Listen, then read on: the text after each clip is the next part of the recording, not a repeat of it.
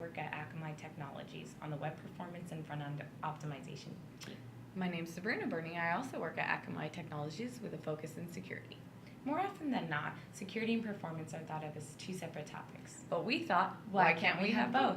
A site that is fast, Yet still secure.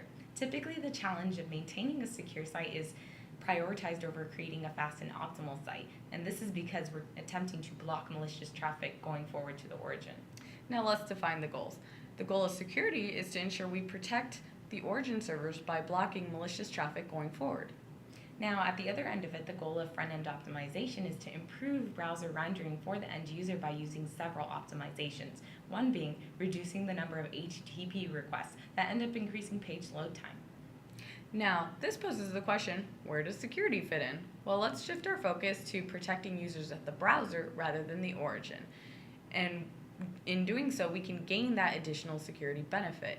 And with that, there are opportunities to use various front-end optimization techniques to provide both the optimal experience we're looking for, as well as protecting the users at the browser. During this session, we'd really like to explore some of the optimizations that do provide us with this additional layer of security at the browser. That can help users avoid security risks that are involved in navigating between pages of a site. For example, clicking on third-party content or filling out forms and so on. Now, do we have a security solution that ends up being a performance gain?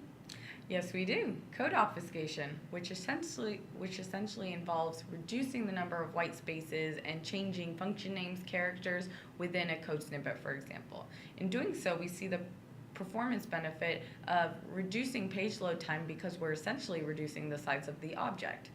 That being said, where security comes in is this process actually makes it harder for end users with malicious intentions to reverse engineer the code because the code is essentially munged.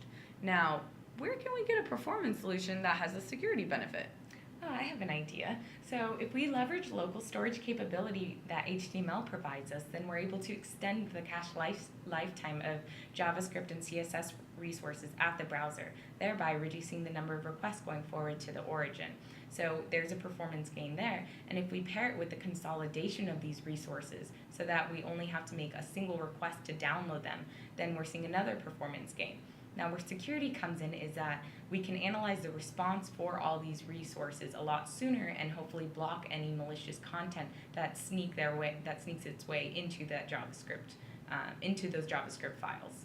Another example is asynchronous JavaScript and waiting to execute those scripts until after the onload event.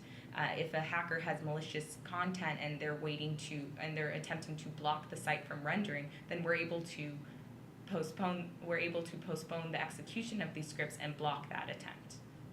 A few of the other optimizations that we'd like to explore include cacheable AJAX, image lazy loading, and iframe sandboxing with regards to third-party content. So we can see with all these front-end optimizations in use and being applied to a website, we basically reduce the need for security at the origin because much of the rendering work is actually focused on the front end without needing to go back to the origin.